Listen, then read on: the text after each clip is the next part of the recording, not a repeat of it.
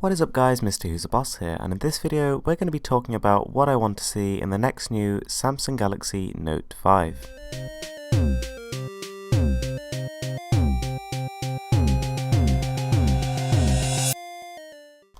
So we'll start by talking a little bit about the Samsung Galaxy Note. Now this was the first foray of any Android device into the phablet territory, and it absolutely paid off. It started a whole wealth of devices that followed basically in its exact tracks. It sold extremely well, was extremely powerful, and was an extremely good phone. I had one myself, and I can safely say it was the best device you could get at the time. So since then, Samsung has been reinventing its formula. It came out with the Galaxy Note 2, the Galaxy Note 3, and then the Galaxy Note 4. So the Note 4 is undeniably the best phablet Samsung has ever produced. It's extremely fast with the Snapdragon 805 processor. It has one of the best displays on any mobile device with its 2K Super AMOLED HD display. It really is a glorious thing to look at, and Samsung have finally put their plastic days behind them.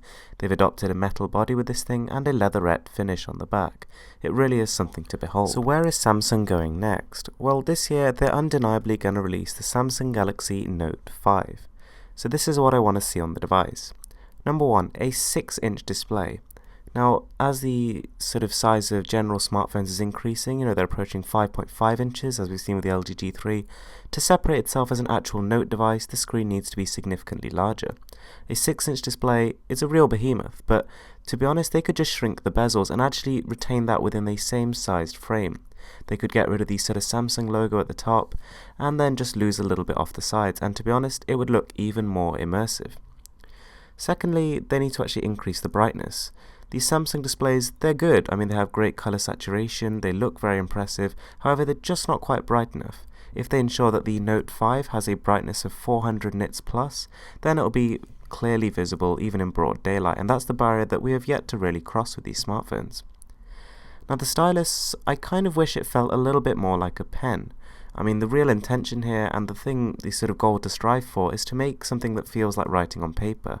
Something so tactile that you can write as if it were just a pen on a sheet of paper taking notes. And they haven't been able to achieve that yet. It feels still just like a stylus. So maybe they could perhaps change the texture of the screen or the texture of the nib or something like that. They could use some sort of technology that they have in the labs of Samsung to just make that a bit more of a tactile experience and make it even faster to write. So inside, I want to see the Exynos 7420, which is an octa-core chip and is super powerful.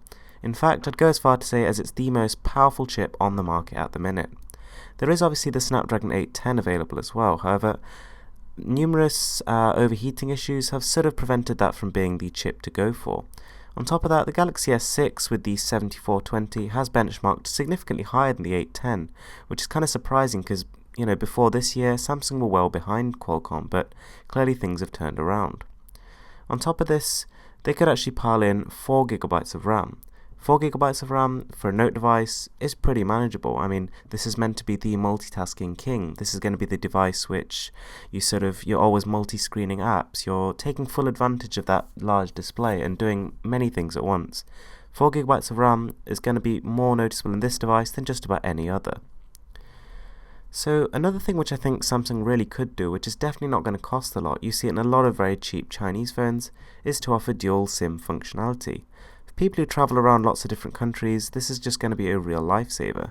The ability to just whip 2 SIMs in and let the phone automatically decide which one's going to give you cheaper calls and text depending on where you are is pretty useful.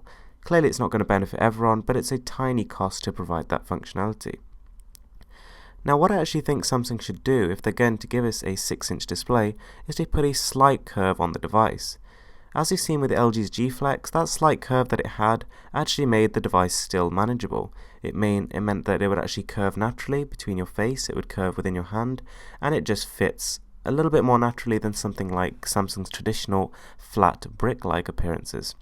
So I mean, a slight curve, something like that of the Samsung Galaxy Round, which actually had an extremely nice design, or something like the LG G3. I mean, they don't necessarily need to curve the display, however that would be very nice. As we've seen, it does help to increase immersion, but even if they don't, just a slight sort of coming out at the back I think would make it fit much nicer in the hand. So also a seriously large battery. I mean, with these powerful components, that gorgeous 6-inch display, this thing is going to be sapping battery like there's no tomorrow.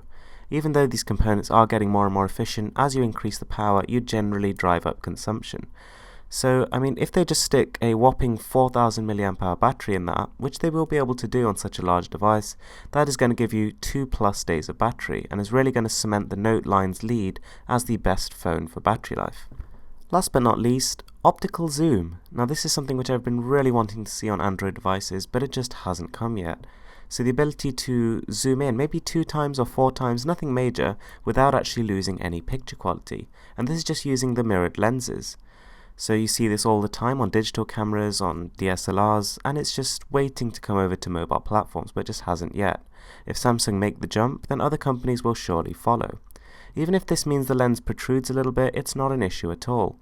The ability to obtain clearer images while zoomed in is a seriously nice thing to have, and I think I would definitely use it a lot. Anyway guys, that's it from me. Those are my opinions. What would you like to see on the next new Samsung Galaxy Note 5? Let me know in the comments section below.